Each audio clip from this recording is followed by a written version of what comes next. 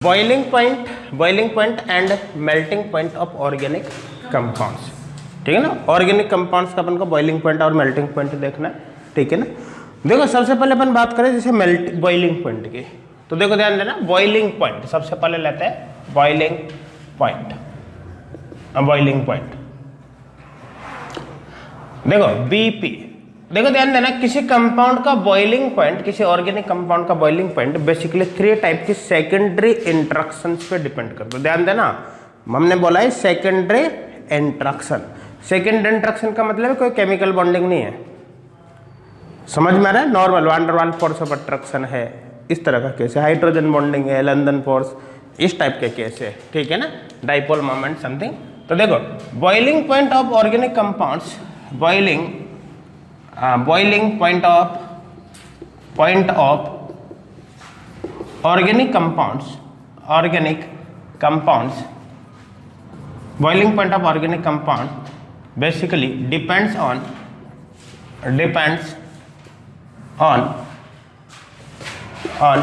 3 types of secondary interaction, 3 types of secondary interaction।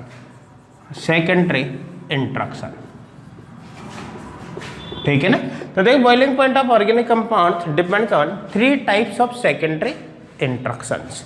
ठीक है ना, 3 टाइप के सेकेंडरी इंट्रैक्शंस पे ये डिपेंड करता है। देखो फर्स्ट है हाइड्रोजन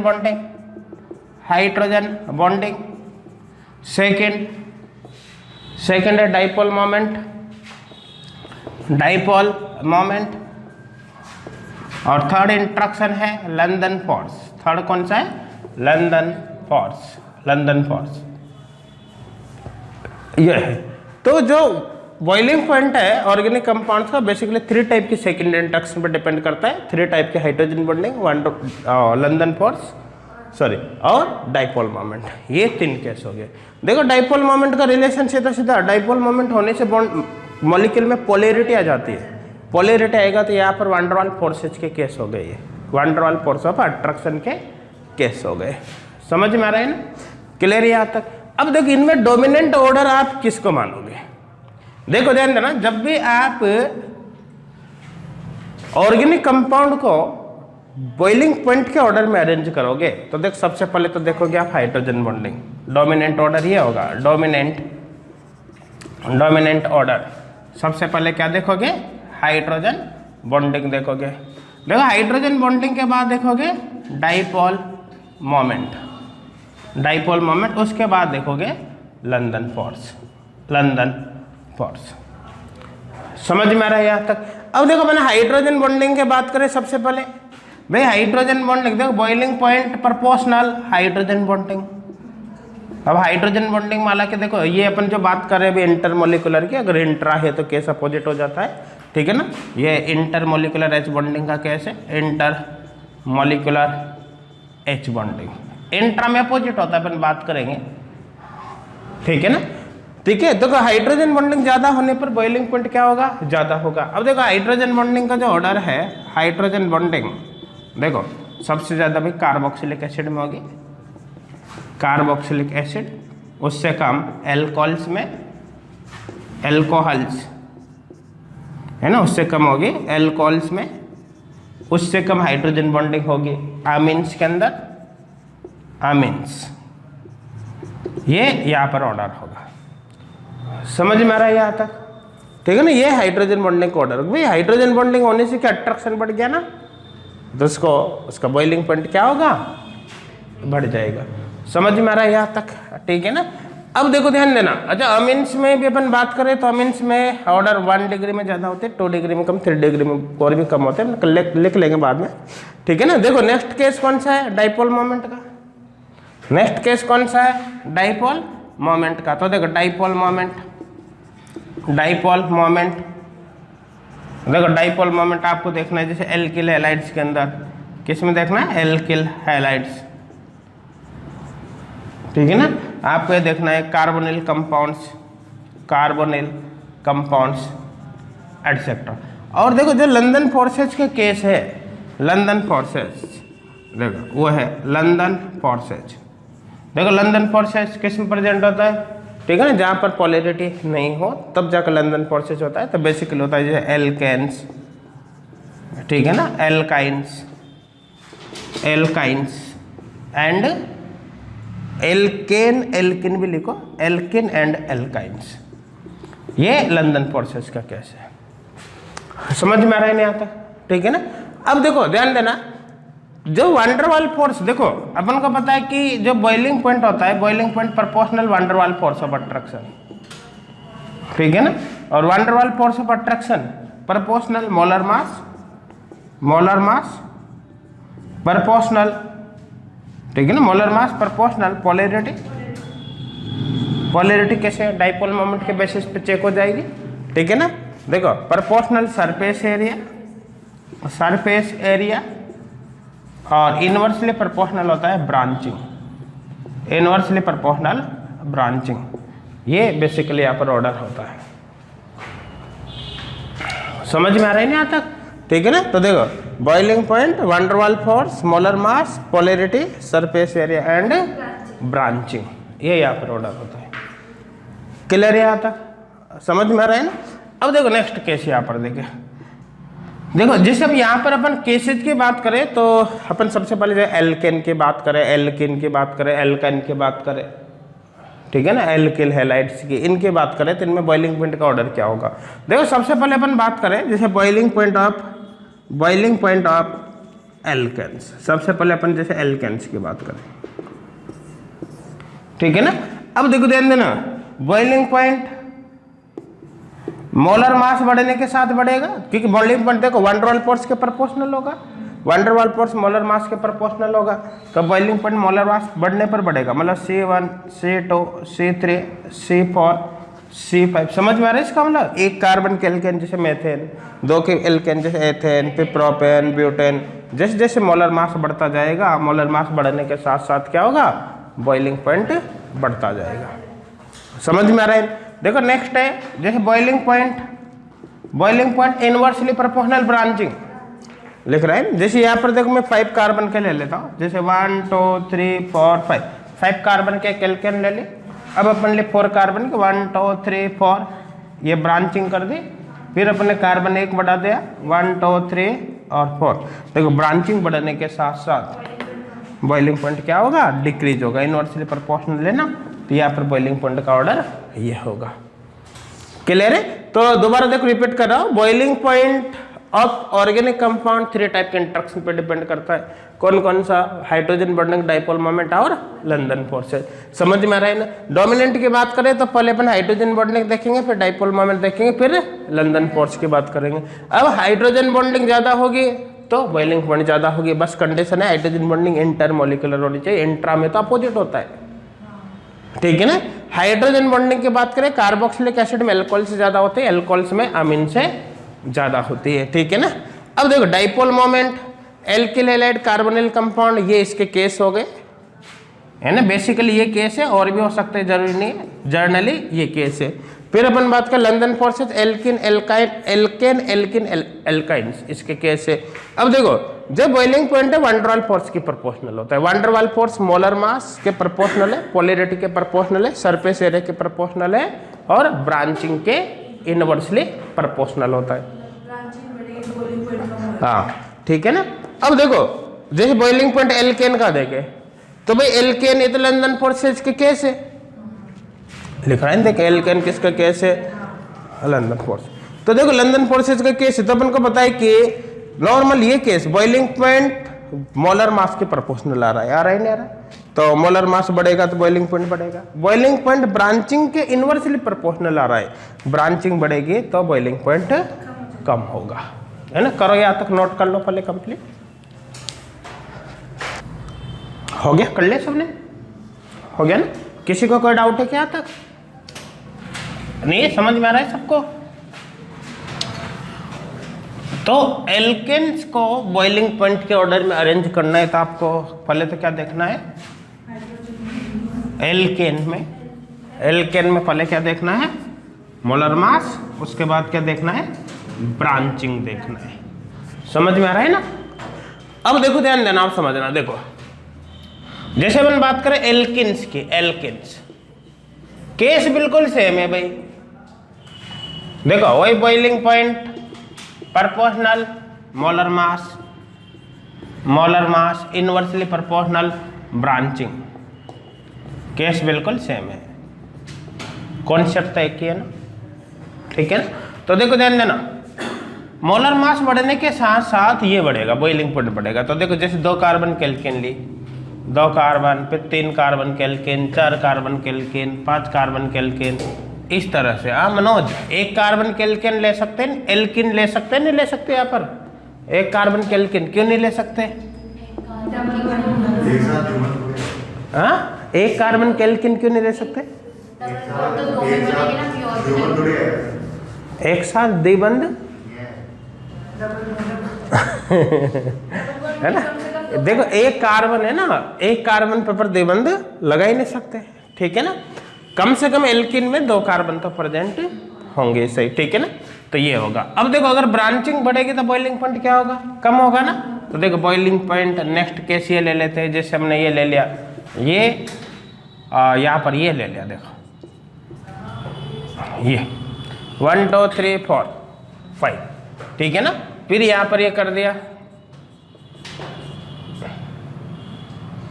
ये ले लिया, ब्रांचिंग बढ़ी नहीं बढ़ी? बढ़ गया ना, 1 2 3 4 5। फिर ये ले लिया,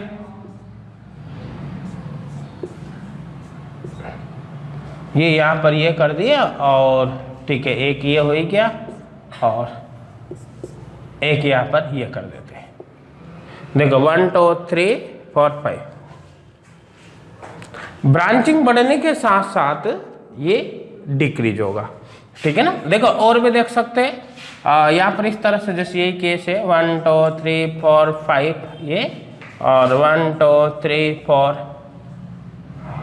6 कर देता हूँ, 1 2 3 4 5 और ये 6, 1 2 3 4 5 6 ये कर दे। ब्रांचिंग इंक्रीज हो रही है ना। देखो ब्रांचिंग इंक्रीज होने के साथ बॉइलिंग पॉइंट क्या होगा? डिक्रीज होगा। देखो नेक्स्ट केस, ये एल का, अच्छा यहाँ पर एक बात और ध्यान देना, जैसे एल्केन में अपन आइसोटोप के बात, आइसोमर की बात करें सिस एंड ट्रांस की, तो जो बॉइलिंग पॉइंट होता है वो सिस का ट्रांस से ज्यादा होता है।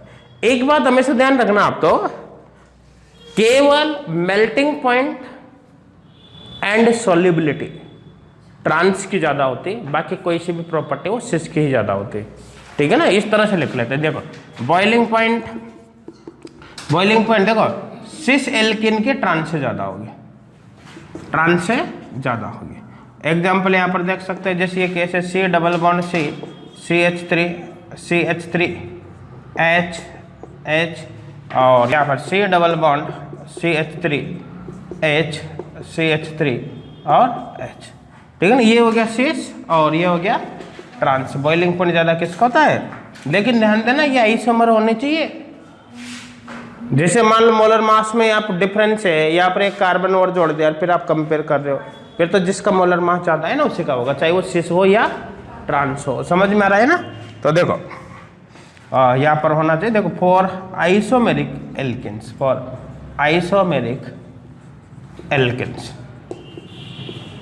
ठीक है ना। क्योंकि अगर मोलर मास में ज्यादा डिफरेंस आ जाए ना तो भैया फिर तो किसी का भी ज्यादा हो सकता है। जैसे यूँ देखो आप, कार्बोक्सिलिक एसिड लिक्विड होते ही नहीं होते,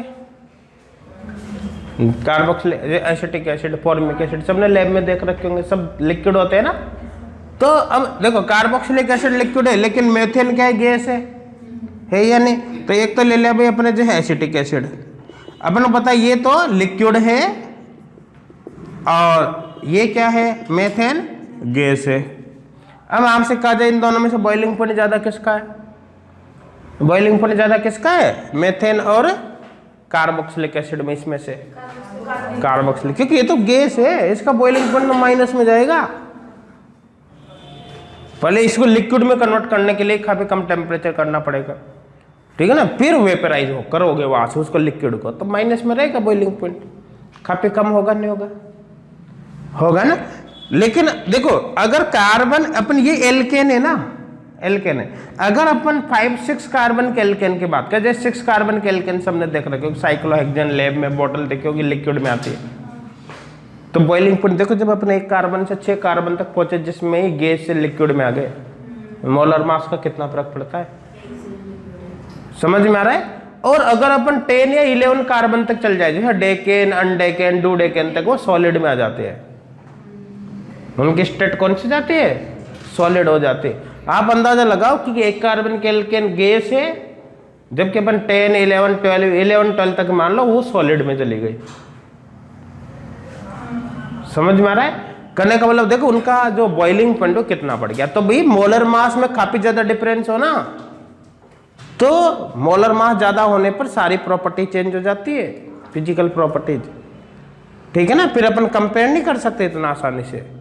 फिर तो मोलर मास में ज्यादा होने पर एक एल्केन का भी बाकी से ज्यादा हो सकता है बॉइलिंग पॉइंट, ठीक है ना। तो ये सब तब कंपेयर तब करते हैं जब मोलर मास में थोड़ा थोड़ा डिफरेंस हो, ज्यादा डिफरेंस नहीं हो, तब अपन कंपेयर करते हैं, अदरवाइज कंपेयर नहीं करते, ठीक है ना। क्योंकि अपन लिखते हैं भाई हाइड्रोजन बॉन्डिंग, जैसे एल्केन में तो है नहीं, अपन लिखा ना डोमिनेंट क्या है, हाइड्रोजन बॉन्डिंग है। अब हाइड्रोजन बॉन्डिंग डोमिनेंट है तो कार्बोक्सिलिक एसिड में होगी, एल्केन में थोड़ी होगी। तो अपन उस कॉन्सेप्ट को कंसिडर करते हैं, तो भाई एल्केन की तुलना में कार्बोक्सिलिक एसिड का बॉइलिंग पॉइंट ज्यादा होगा। लेकिन अभी मैंने बताया जैसे एक तो आपने 10 कार्बन 11 कार्बन वाले एल्केन ले ली और एक आप एसिटिक एसिड ले रहे हो, अब कंपेयर करोगे तो कैसे होगा, अब तो एल्केन का हो गया ज्यादा, ठीक है ना। तो कंपेयर तब किया जाता है जब मोलर मास में ज्यादा डिफरेंस ना हो। अगर मोलर मास में बहुत ही ज्यादा डिफरेंस है तो फिर आप जिसका मोलर मास ज्यादा है ना उसका बॉइलिंग पॉइंट ज्यादा हो सकता है फिर, और डिपेंड करता है कि कितना मोलर मास में कितना डिफरेंस है, ठीक है ना। क्लियर यहां तक। देखो नेक्स्ट है एल्काइंस। एल्काइंस देखो मैं एक साथ लिख देता हूं, एल्काइंस एल्काइंस एल्काइंस में बिल्कुल सेम कॉन्सेप्ट है। देखो boiling point, proportional molar mass और inversely proportional branching, inversely proportional branching, बिल्कुल सेम कॉन्सेप्ट है। बॉइलिंग पॉइंट देखो मोलर मास बढ़ने पर बॉइलिंग पॉइंट ज्यादा होगा ना। तो देखो यहाँ पर 2 carbon 3 carbon 4 carbon, molar mass बढ़ने पर बॉइलिंग पॉइंट बढ़ेगा। 5 कार्बन 6 कार्बन, इस तरह से कंटिन्यू आपको चलना है। समझ में आ रहा है सबको, ये कर लिया, हो गया ना। देखो इसी तरह से ब्रांचिंग बढ़ने पर क्या होगा, ब्रांचिंग बढ़ने पर बॉइलिंग पॉइंट कम होगा, ठीक है ना। तो यहाँ पर भी लिख सकते हैं जी बॉइलिंग पॉइंट, देखो ब्रांचिंग बढ़ने पर कम होगा जी 1 2 3 4 5 6, ये ट्रिपल बॉन्ड, 1 2 3 4 5 ट्रिपल बॉन्ड, 1 2 3 4 5 6, ठीक है ना। ये हो गया 1 2 3 4 5 6, 1 2 3 4 5 6, 1 2 3 4 5 6, ये हो गया। ब्रांचिंग इंक्रीज हो रही है ना, ब्रांचिंग इंक्रीज होने के साथ बॉइलिंग पॉइंट क्या होगा, डिक्रीज। देखो एक्चुअली ब्रांचिंग इंक्रीज होने पर डिक्रीज क्यों होता है, क्योंकि ब्रांचिंग इंक्रीज होने से van der Waals force of attraction decrease होता है। अब ब्रांचिंग इंक्रीज होने से van der Waals force of attraction decrease क्यों होता है, क्योंकि ब्रांचिंग बढ़ने से सरफेस एरिया कम हो जाता है। अब देखो ब्रांचिंग बढ़ने से सरफेस एरिया कम कैसे होगा, देखो हाँ देखो जैसे मैं एक एग्जांपल आपको बताता हूँ, यहाँ पर देखो एक एग्जांपल के तरह इसको समझाता हूँ आपको। ये देखो आप, ठीक है ना, मॉडल के थ्रू एक्सप्लेन कर देता हूँ, क्लियर एक्सप्लेन हो जाएगा, समझ में आ जाएगा सबके कैसा वास्तव में क्यों होता है कि ब्रांचिंग बढ़ने पर सरफेस एरिया कम क्यों हो जाता है। देखो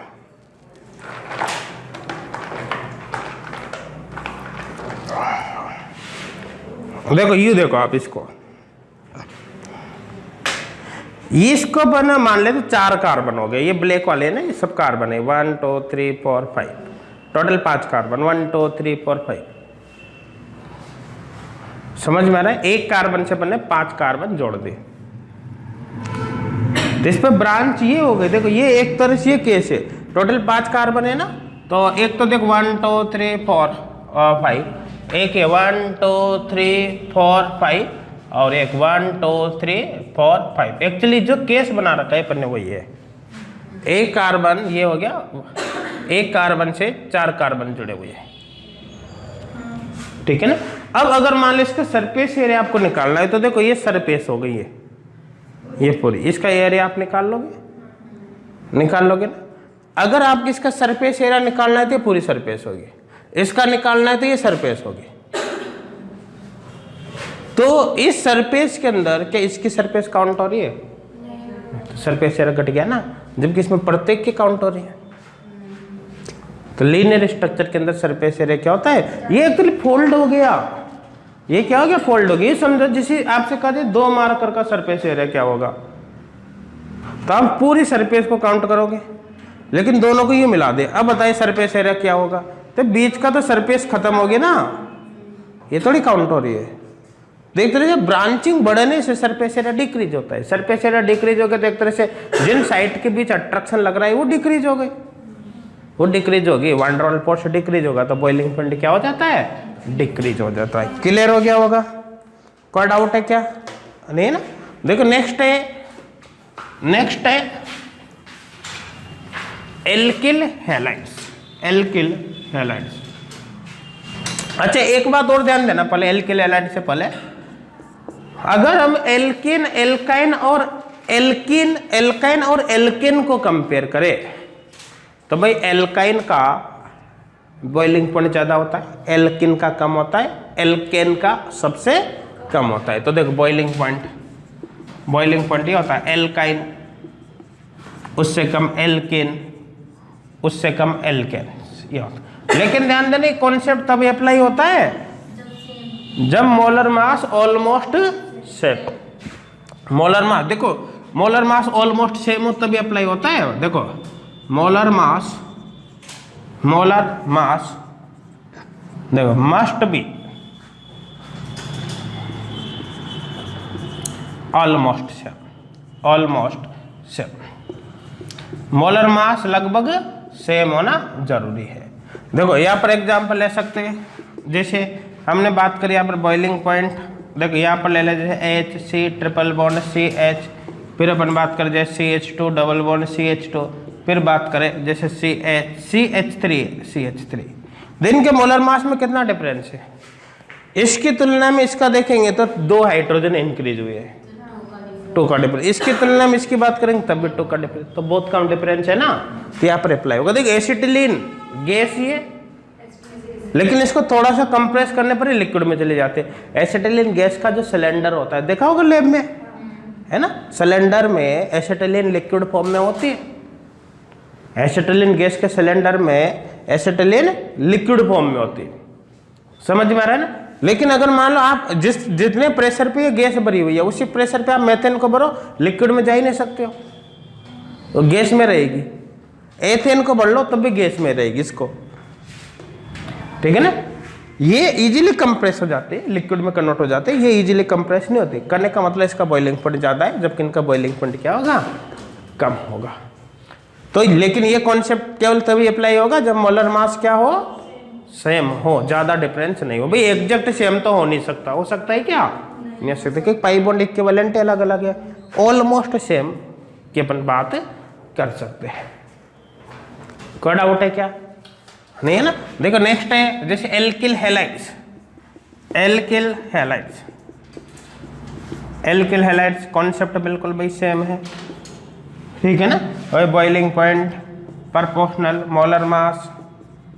मोलर मास, इनवर्सली प्रोपोर्शनल ब्रांचिंग। मतलब जो भी कुछ पढ़ रहे हैं ना अपन, उनमें एक अपन शुरू में स्टेटमेंट लिख दिया था कि boiling point proportional van der Waals force of attraction, ठीक है ना, प्रोपोर्शनल मोलर मास, और फिर आगे अपन को पता है, ठीक है ना। क्लियर यहाँ तक?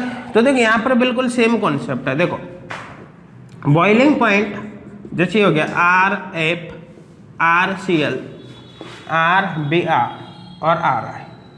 देखो मोलर मास इंक्रीज हो रहा है ना, तो बॉइलिंग पॉइंट में इंक्रीज होगा, ठीक है। अब देखो मोलर मास एक तो अपन हेलोजन चेंज कर सकते थे, दूसरा कार्बन चेन को भी चेंज कर सकते हैं, ठीक है। तो उसको भी चेंज करके देख लेते हैं। बॉइलिंग पॉइंट देखिए यहाँ पर होगा जैसे C1X, अभी X फिक्स कर देते हैं। देखो C2X, C3X, C4X, मतलब नंबर ऑफ कार्बन बढ़ाते जाएंगे तो मोलर मास बढ़ेगा, जिससे बॉइलिंग पॉइंट क्या होगा? इंक्रीज होगा। कोई डाउट है कि ये लिख रखा है? सबने लिख रखा है ना? किसी को कोई डाउट है क्या तक? नहीं? देखो नेक्स्ट केस देखते हैं। नेक्स्ट केस देखो, ब्रांचिंग इंक्रीज होने पर डिक्रीज होगा ना, ब्रांचिंग इंक्रीज होने पर डिक्रीज होगा बॉइलिंग पॉइंट। तो देख ब्रांचिंग वाला केस देख लेते हैं। 1 2 3 4 5 ये x, 1 2 3 4, ठीक है ना, ये x, और 1 2 3 4 और 5 ये x।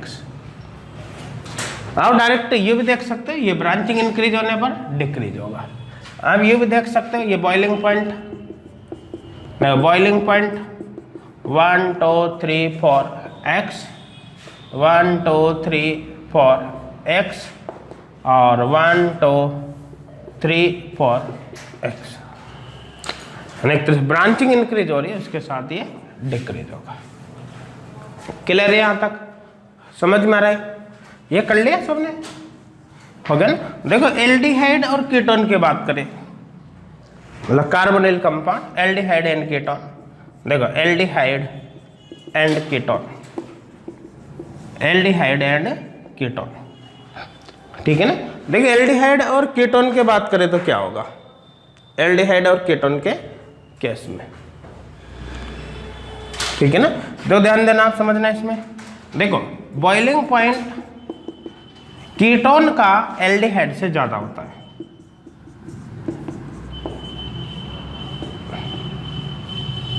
कीटोन का एल्डिहाइड से ज्यादा होता है। इस तरह से लिख देता हूं, कीटोन और एल्डिहाइड। लेकिन कंडीशन है यहां पर, देखो कंडीशन क्या है कि जिन एल्डिहाइड और कीटोन का आप कंपेयर कर रहे हो ना, आइसोमेरिक होनी चाहिए। ये क्या होनी चाहिए?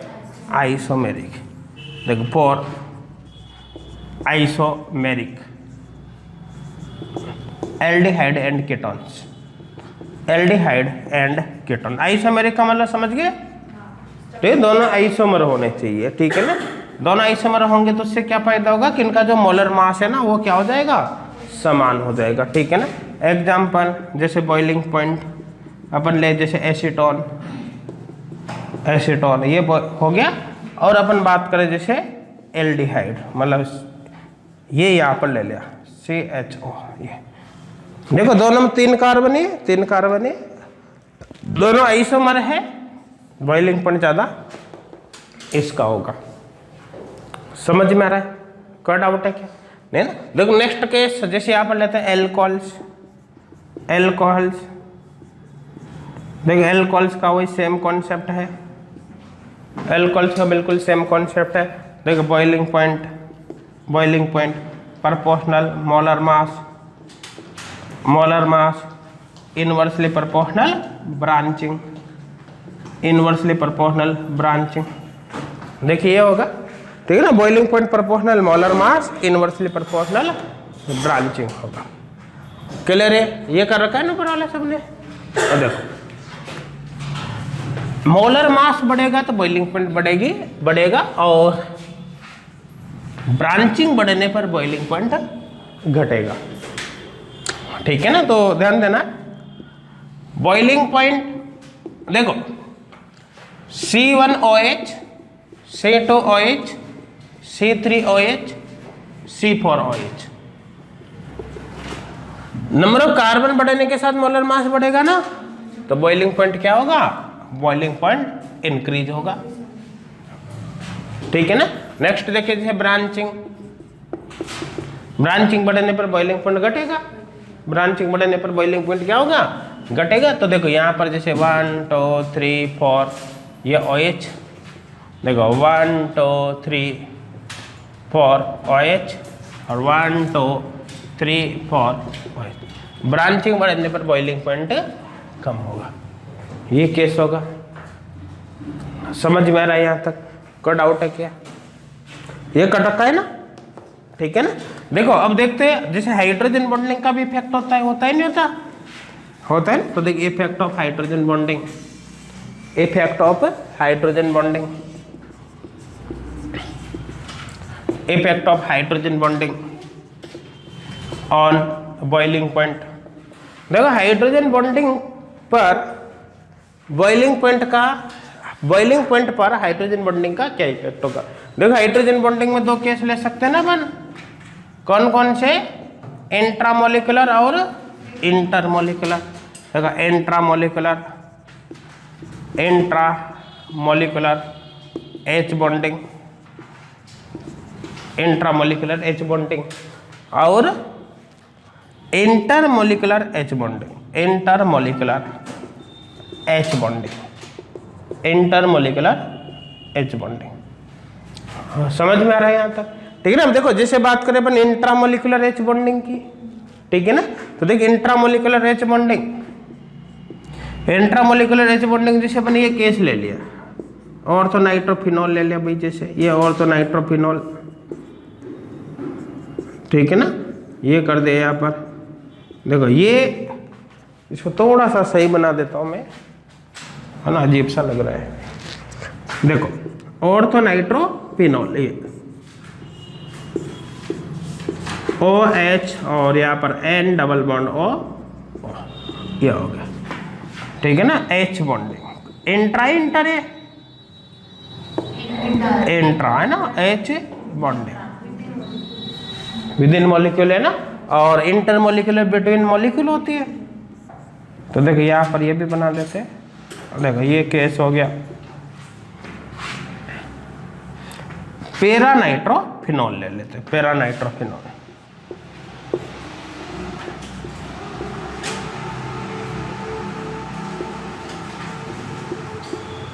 ये ठीक, पैरा नाइट्रोफिनॉल, ठीक है, ये हाइड्रोजन बॉन्डिंग हो गई, हाइड्रोजन बॉन्डिंग। समझ में आ रहा है यहाँ तक, ठीक है ना। तो देखो ये हो गए इंट्रा और ये हो गई inter.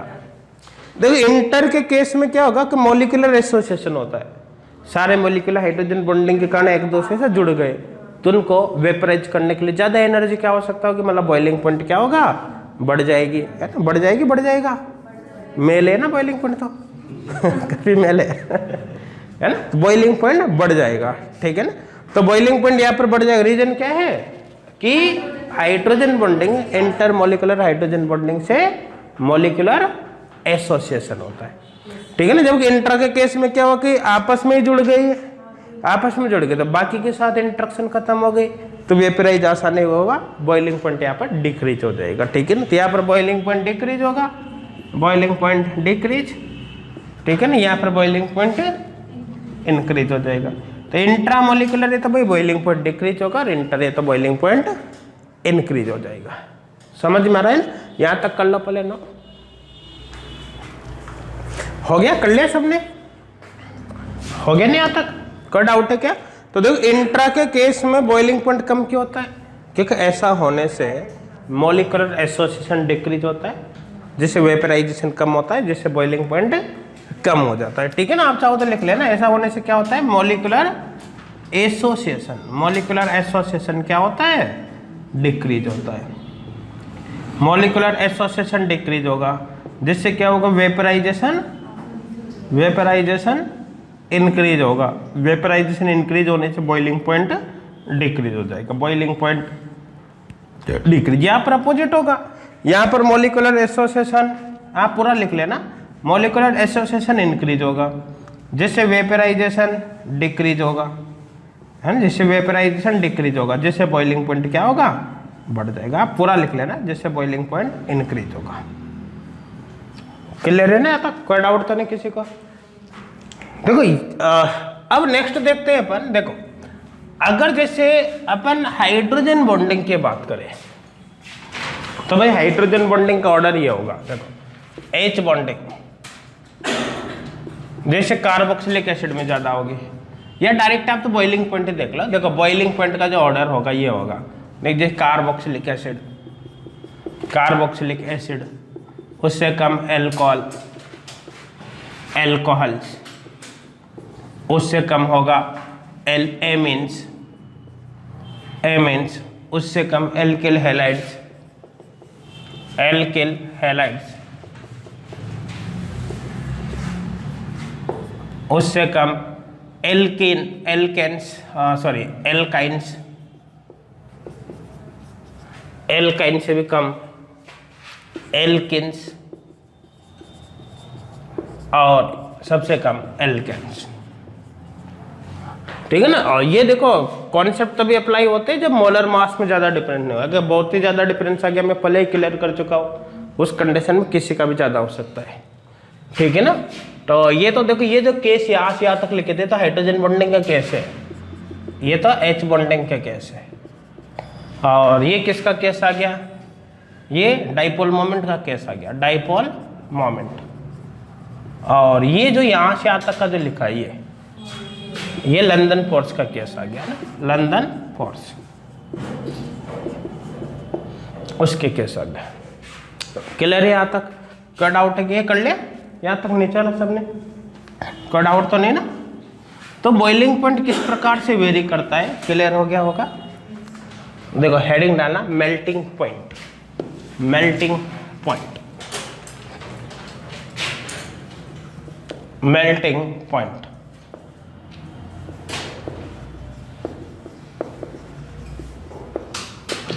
MP, melting point MP। ये कर लिया सबने, हो गया ना। देखो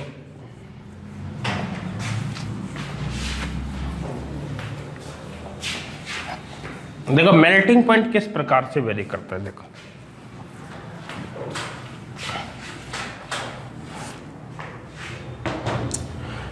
देखो ध्यान देना, मेल्टिंग पॉइंट जैसे अपन बात करें, देखो मेल्टिंग पॉइंट एक तो तीनों फैक्टर पे डिपेंड करेगा। कौन सा? Hydrogen bonding, dipole moment and London force.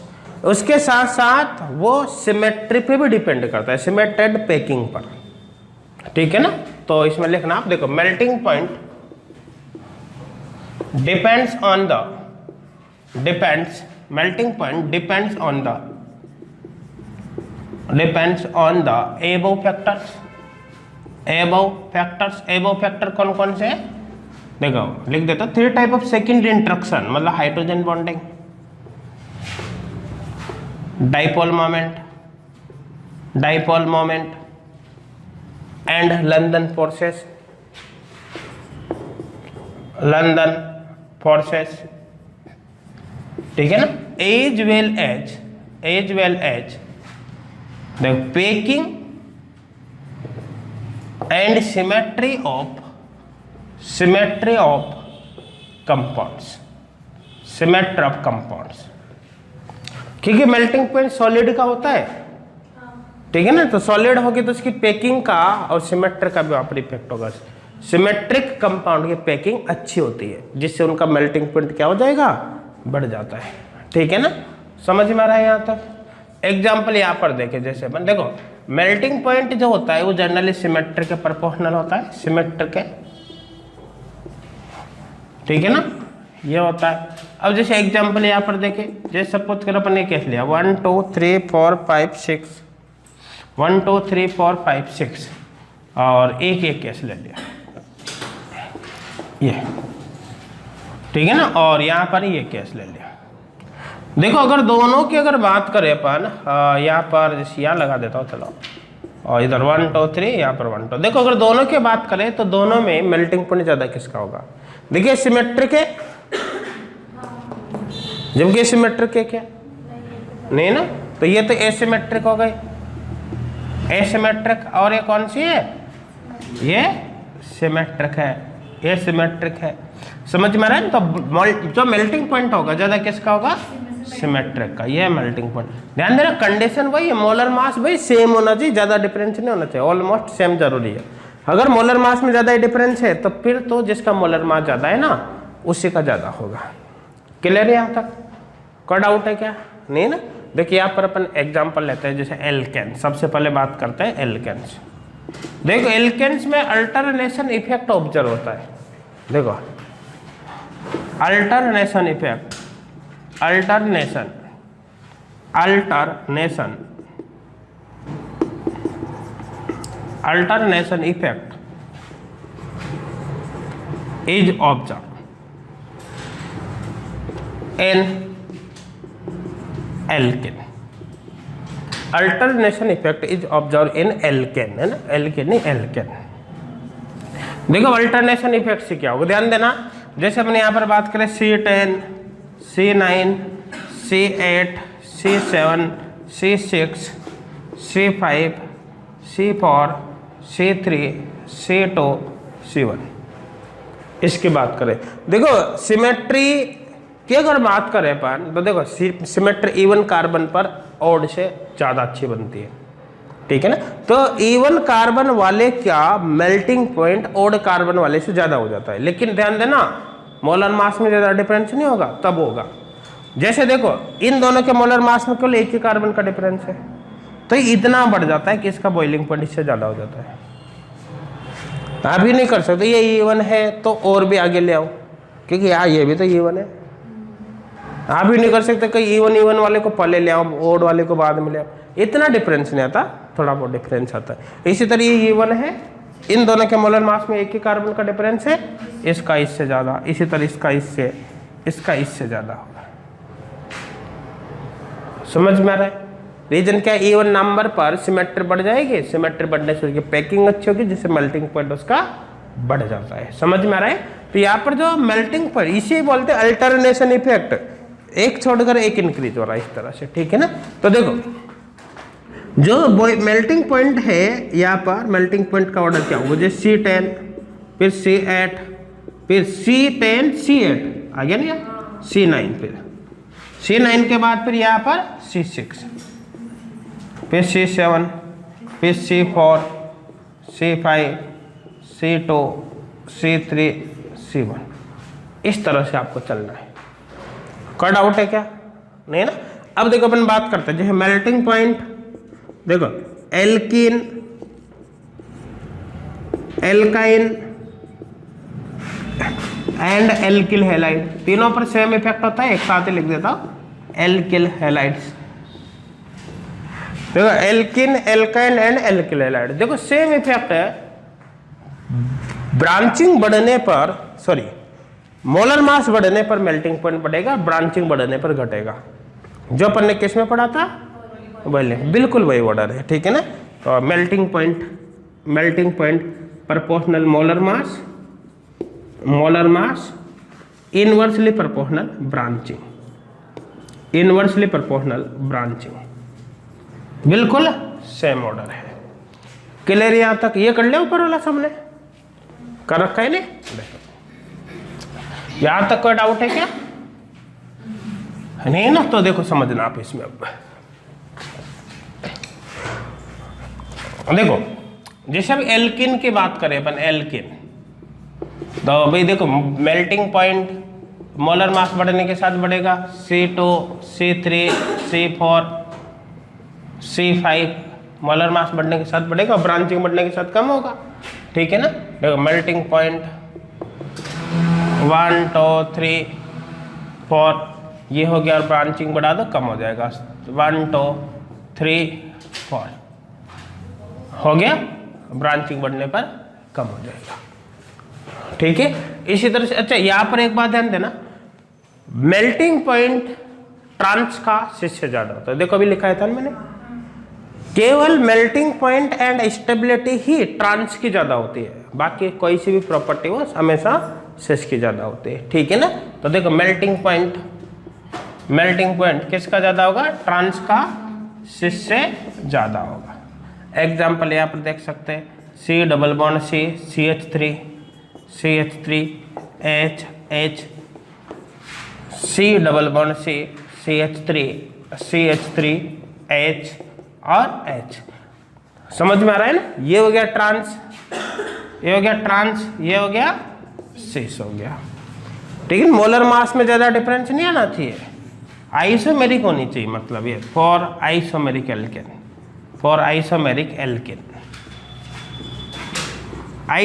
Alkene के लिए ऐसा होगा। समझ में आ रहा है? ये कल्याण नहीं चला, कोई डाउट है क्या तक? नहीं ना। देखिए एल्काइन के केस में बिल्कुल सेम ही होगा, एल्काइन के केस में बिल्कुल सेम होगा। देखो एल्काइन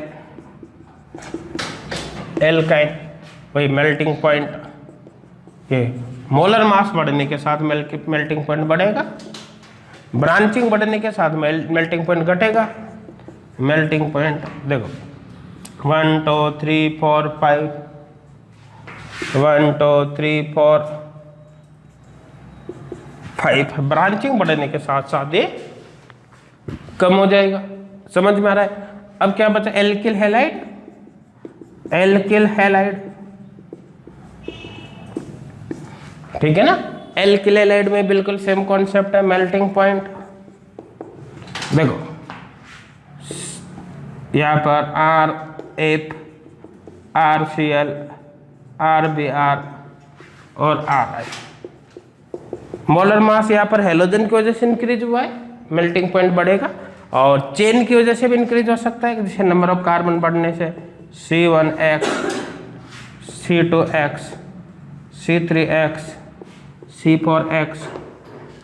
ऐसे केस में बॉइलिंग मेल्टिंग पॉइंट बढ़ेगा क्योंकि मोलर मास इंक्रीज हो रहा है, ठीक है ना। और ब्रांचिंग इंक्रीज होने के साथ डिक्रीज होगा, जैसे मेल्टिंग पॉइंट ब्रांचिंग इंक्रीज होने के साथ डिक्रीज होगा।